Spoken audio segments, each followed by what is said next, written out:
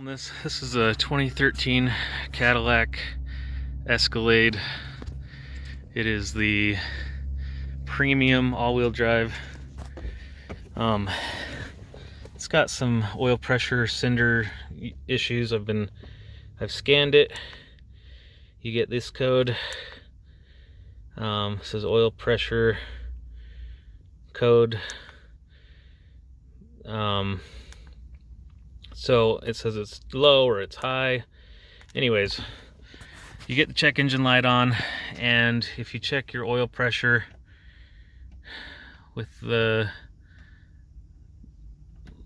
thing here, oh, it says it doesn't read anything really. There were times when it would read that the oil pressure had, like, when it was running, it would say 130. Just not accurate at all. So that's causing the check engine light, and when you scan it you get this code. So what I've been doing is I've been in here trying to get that sending unit out, and it's kind of a bugger because it's a really tight space in there.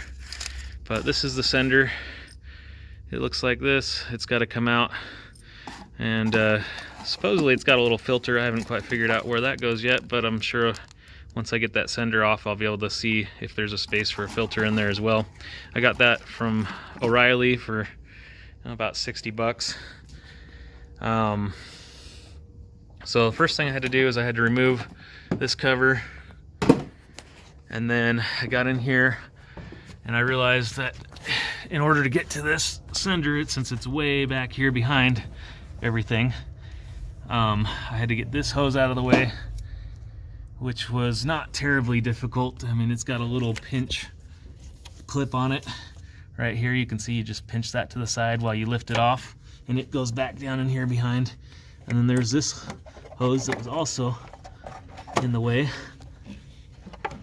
and it's not terribly difficult either to get off. You just got to pinch this in, and then those clips are released and let you get that hose off. And it was back down in behind.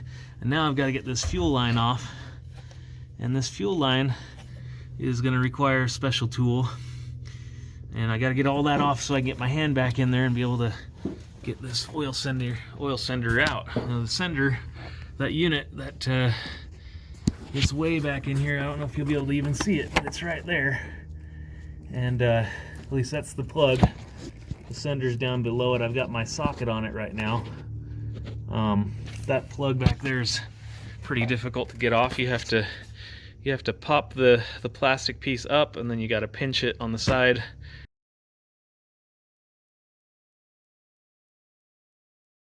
And then it releases.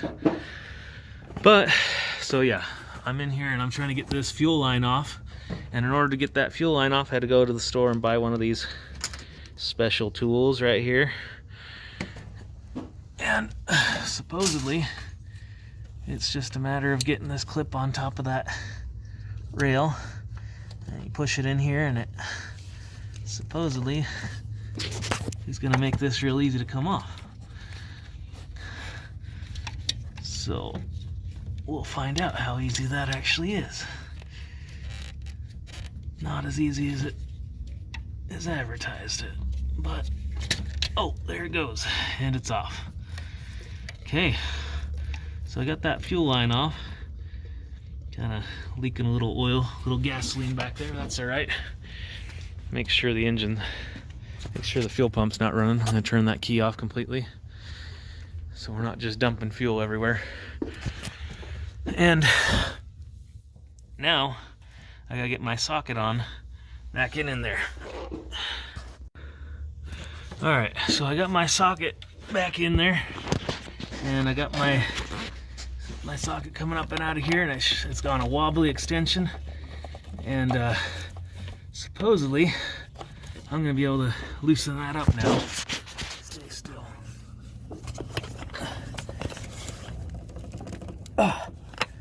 Okay, I got it out. There's the sender. That's the sending unit right there. This is my setup that I used. I have a, what is this? This is a 1 16" socket, deep socket with a wobbly extension. and that just holds that just perfect. And yeah, pulled it out, not too bad. Once you get that fuel line out of the way, without that fuel line out of the way, that job's almost impossible. So let's get this swapped out. It felt like back there, like there was a tube underneath this, and I think inside of that tube is going to be the filter. So I'm going to try to get that filter out. I'm reaching back in there blind, so I don't really know what I'm doing. But if I can get that filter out, then I'm going to go ahead and replace that too.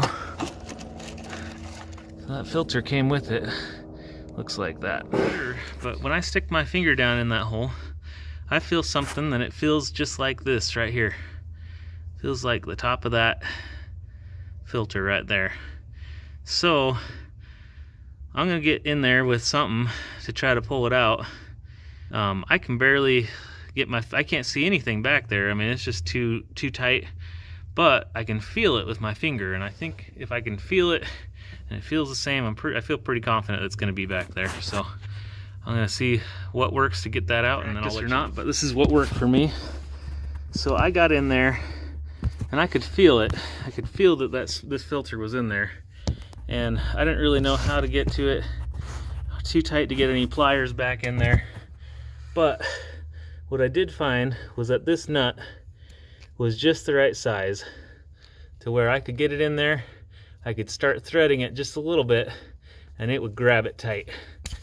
I mean, it comes out. Obviously, you pull hard enough, but it was just enough to thread in and grab it tight enough that I could pull it out and replace it. So now I'm going to go ahead and, with my just feeling back in there, I'm going to find where this goes back in there, and I'm going to stick this new filter in there. But I read once, or saw on a video once, that if you get some oil inside of here, that's a good way to tell the difference between a good sender and a bad sender. So oil starts to seep up through it. So you can see on the right, obviously, or the lower one, I don't know which way I started this video, but the lower one definitely doesn't have oil in it. That's the new one. And the one on the other side definitely has oil starting to seep up inside. And so that's supposedly a good way to know the difference between a good sender and a bad sender. So we'll put this new one in and see if it makes a big difference, if it starts reading the correct fuel pressure or oil pressure, and if it starts working properly. Turns off my setup right here. I was able to get in there and get it tightened up. I'll tell you what though, it was not easy. It's just, you're doing this all blind. You can't see anything you're working on. Even getting the clip back on, you're getting the plug back onto the back of that sensor is tough, because you're doing that blind, all by feel. So there's a couple other videos that I've seen that show this process of clipping and unclipping. I'll have to show you a link to it, because it was super helpful for me to be able to know what to do to be able to get this clip undone, and to be able to do it blind, because you got to be able to do it, and you got to be able to do it without looking at what you're doing. So it's all blind, and you tighten this down. Hopefully I tightened it tight enough. I felt like it stopped, and there is a point where you can go too tight on these and break them, and that's not good. So you want to know about how tight to go, and you just figure this is just a little aluminum bolt, right? And it'd be pretty easy to over tighten and break it, and that would be a big disaster. So don't over tighten it, don't break it. Replace the filter using that screw trick I showed you, and yeah, you can get this thing back together pretty easily. These fuel lines just pop back together. Don't forget to take your tool out, your little tool connector here, and it should just snap right back into place there. Yep. And then you put your little clip back on, which is this guy right here, and he just slides right in there and snaps back together. And then don't forget to reconnect your hoses, your vacuum hoses. You got two of them here, one that goes down deep and one that's just right here on the top. And once you get those hooked back up, you're good to go once you get the cover back on. So I'll show you once I get that all put back on. That to do this job, you're absolutely going to need this kit. This is a tool kit you can buy at AutoZone for about $13. It's got all the different fuel line disconnectors. For this job I used the 3/8 one, and that was invaluable to be able to get that fuel line disconnected, and without that fuel line disconnected there's no way you can get back in there. You just don't have enough room, so you plan on buying this for this job for sure. Okay, we've got those two vacuum lines reconnected here, and then back down in here, one of them you got to reconnect blind, so be ready for that. This is quite the job. I spent a lot of this job hanging out in my, just like in this position, really not comfortable, just to be able to get in there. Okay, just going back together with this cover. Luckily they made this cover a lot easier to reconnect than some of the older models. You just basically snap it in there into place. So let's see if I can show you that real quick.